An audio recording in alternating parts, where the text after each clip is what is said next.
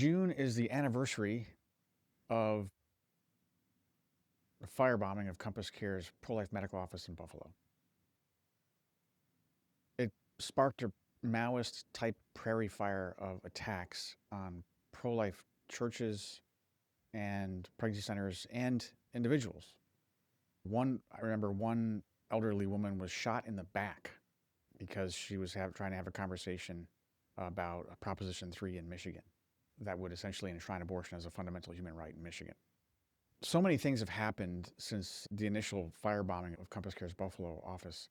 I was talking to my wife in the car just this past weekend about how life has changed so dramatically for us. We're not the same people. We're not the same organization.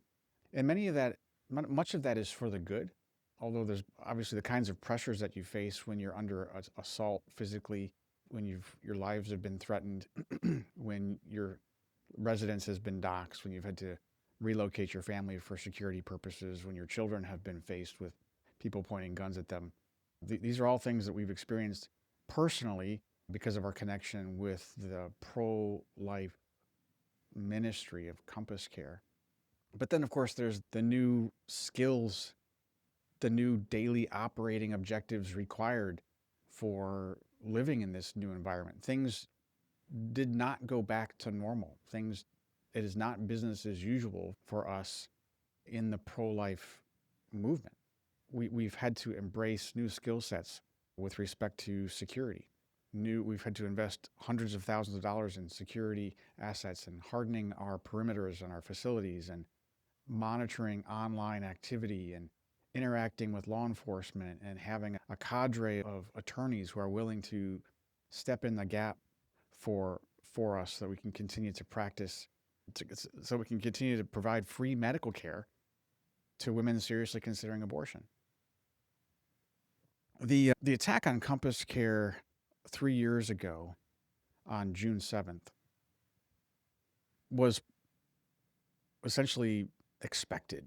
And I say that because on Mother's Day, May 8th, 30 days before the firebombing of CompassCare, Wisconsin Family Action, a pro-life organization in Madison, was firebombed. But for a year before that, there was all kinds of rumblings. One of CompassCare's events was violently attacked by Antifa. One of our Walk for Life events in Buffalo was violently attacked by Antifa in 2021, 1 year before. And there was ongoing protests at our facilities.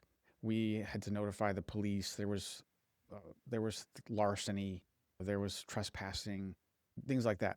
We actually notified the FBI 2 weeks before we were firebombed that we were concerned that the violence was escalating.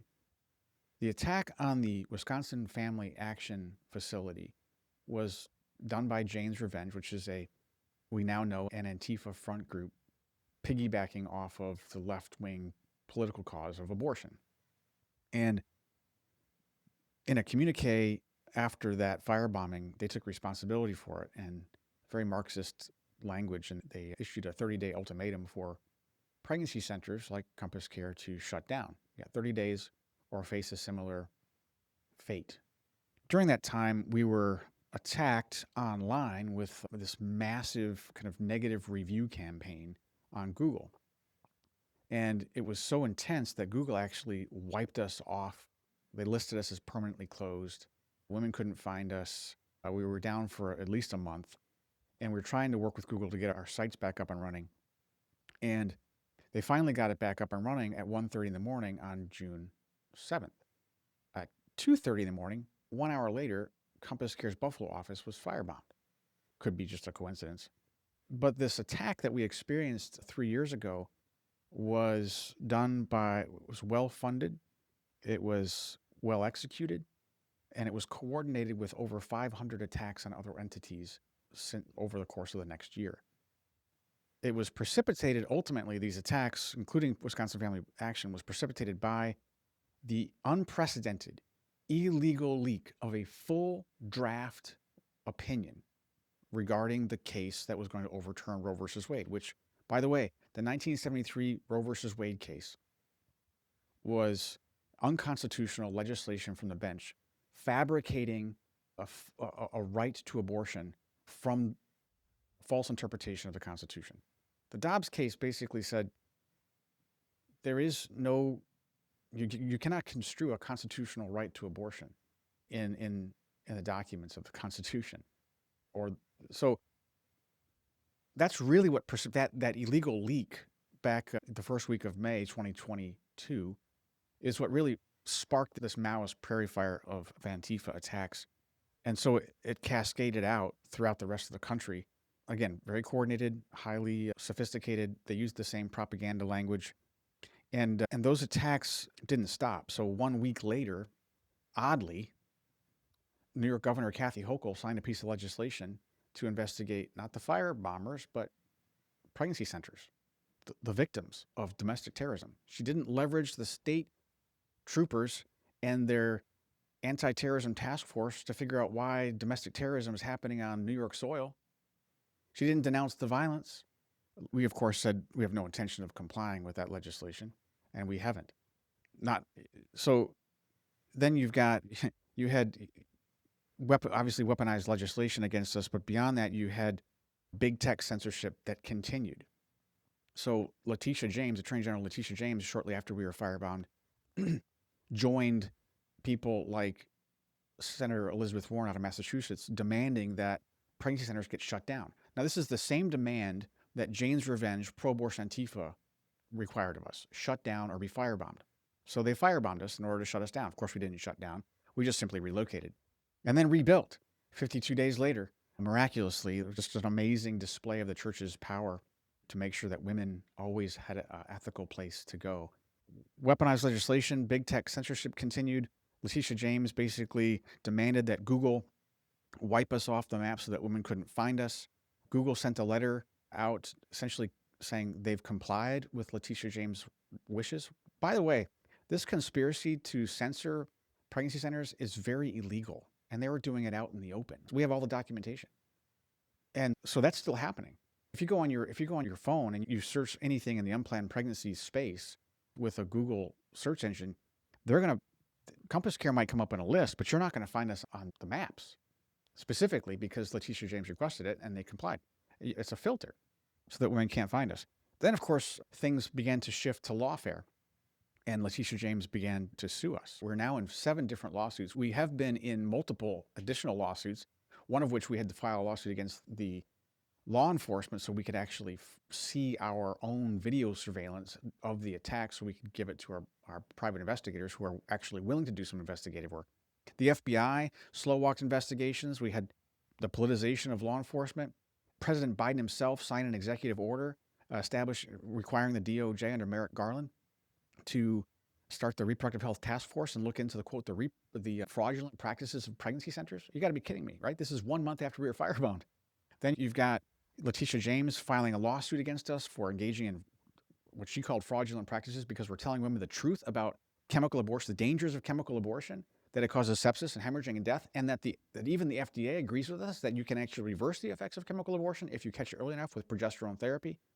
Now we've got studies coming out demonstrating that chemical abortion sends 1 in 10 women to the emergency room. We've known this. We've just been simply telling them the truth. We're being attacked for it by government bad actors, by domestic terrorists. We've even had CompassCare has even been the target of a cyber terrorist attack. Where that's coming from, we don't know. We have asked federal law enforcement about it. They said that they didn't know. There have been 0 arrests made in the attack. We're thankful, though, that we're getting some traction.